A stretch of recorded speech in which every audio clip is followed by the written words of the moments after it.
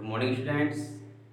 आज हम कक्षा 7 का अध्याय 1 पढ़ेंगे, जिसका नाम है हजार वर्षों के दौरान हुए परिवर्तनों की पड़ताल।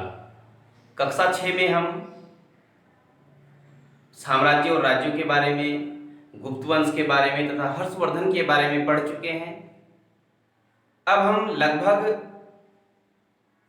700 से लेकर 1750 साल तक का पढ़ेंगे, 1750 ईस्वी तक। इसमें हम जानेंगे कि क्या क्या परिवर्तन हुए, कौन कौन राजा हुए।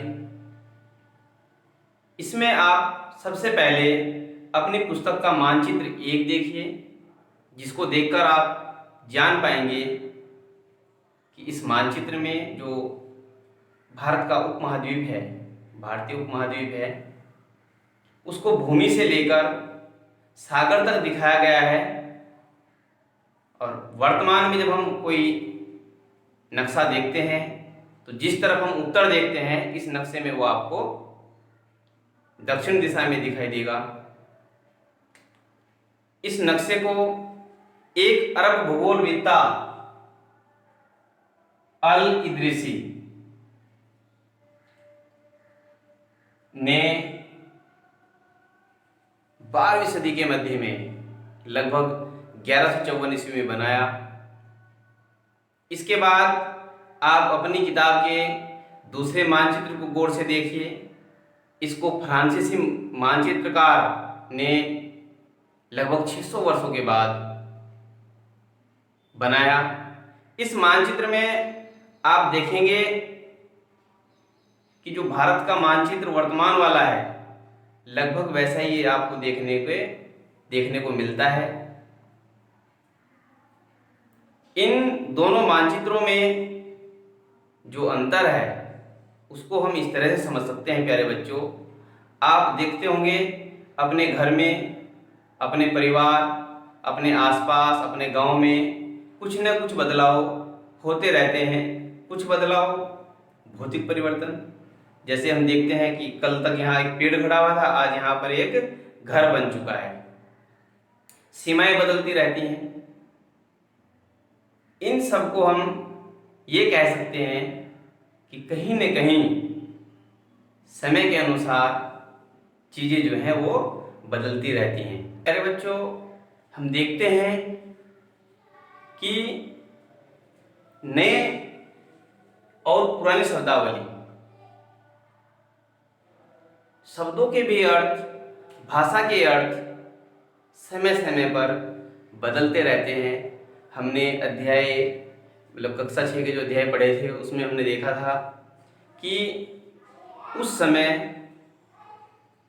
प्राकृत भाषा, ब्राह्मी लिपि में जो है अभिलेख लिखे हुए थे, लेकिन समय समय पर इनमें भी बदलाव आता गया। अब हम एक शब्द ले लेते हैं, अपने हिंदुस्तान। अगर हम बात हिंदुस्तान की करते हैं, तो जियाउद्दीन बर्नी इतिहासकार ने हिंदुस्तान का जो उसके मायने थे लिखने में, तो उसका हरियाणा, पंजाब और गंगा यमुना के जो तटीय मैदान थे उसके बीच वाले भाग को वो हिंदुस्तान कहता था। लेकिन राजनीतिक मायनों की अगर बात करें तो दिल्ली के जितने भी सुल्तान थे, वो जितने इलाके पर उनका कब्जा था उसको वो हिंदुस्तान कहते थे। और वो उनकी जीत के साथ वो दायरा जो है बढ़ते हुए चला जा रहा था। लेकिन उस समय दक्षिण भारत जो है इससे अलग था। 16वीं शताब्दी में आते आते बाबर ने हिंदुस्तान का जो अर्थ है, यहाँ की भौगोलिक परिस्थिति, पशु पक्षी, यहाँ की विचारधारा, संस्कृति, इन सब को उसने जो है हिंदुस्तान कहा।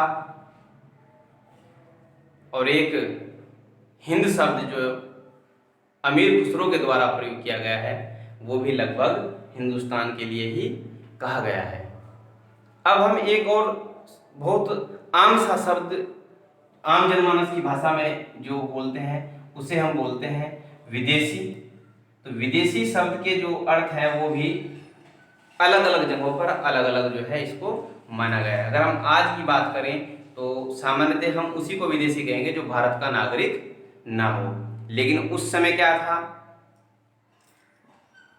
किसी भी गांव में आप अगर जा रहे हैं और आप उस संस्कृति उस समाज के दायरे से बाहर के लोग हैं तो आपको विदेशी कहा जाएगा। और विदेशी, जिसको सामान्यतः हिंदी में परदेशी और फारसी में अजनबी कहा गया है। तो हम ये कह सकते हैं कि शब्दों के जो शब्दावली है पुरानी और जो आज का जो परिप्रेक्ष्य है उसमें इन शब्दों के अर्थ भी जो है समय के साथ बदलते रहे हैं। इतिहासकार इतिहास को कैसे लिखते हैं या कैसे लिखते थे, पिछले साल जो किताबें थी कक्षा 6 की उसमें हम पढ़ चुके हैं, गुप्त वंश के बारे में, हर्षवर्धन के बारे में। उस समय इतिहासकार शिलालेखों, अभिलेखों का इस्तेमाल करते थे इतिहास को लिखने के लिए। हमने पांडुलिपि शब्द भी आया था हमारे पास पिछली कक्षाओं में, पांडुलिपियों का प्रयोग करते थे। उस समय कागज कम था, तो एक उदाहरण भी है इस तरह का एक कि किसी इतिहासकार ने जब उसके पास लिखने को कागज नहीं था तो उसने एक पुरानी पांडुलिपि को धो डाला और फिर से उसको सुखाकर एक कागज के रूप में उसका प्रयोग किया। उस समय छापे खाने तो नहीं थे, इसलिए व्यक्ति हाथ से ही लिखते थे। उनको नकल नवीस या खुश नवीस के नाम से जानते हैं। और ये ठीक उसी तरह है जिस तरह अगर आपने कभी अपने मित्र की कॉपी से गृह कार्य की नकल उतारी हो तो कई बार आपके सामने समस्या ये होगी कि मित्र की जो लेखनी है, जो राइटिंग है, आप उसको नहीं समझ पाए और कुछ शब्द जो है थोड़ा सा उसमें हेर फेर हो जाता है। तो ऐसा देखने में आया है कि इतिहासकारों ने जो पांडुलिपि थी, एक पांडुलिपि से दूसरी पांडुलिपि लिखते समय उसमें कुछ शब्दों का हेर फेर हो गया। एक इतिहासकार ने तो 2 वर्षों के अंतराल पर जब अपना यात्रा वर्णन लिखा तो उन दोनों में भी अंतर देखा जा सकता है।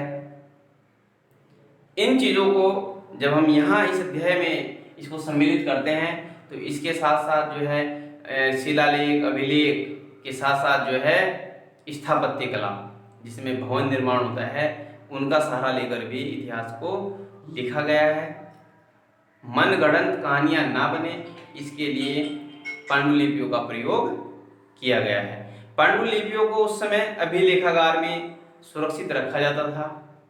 इन सब बातों को ध्यान में रखते हुए अब हम कोशिश यही करेंगे कि जो इसके बाद का पार्ट है उसको हम नेक्स्ट वीडियो में चर्चा करेंगे।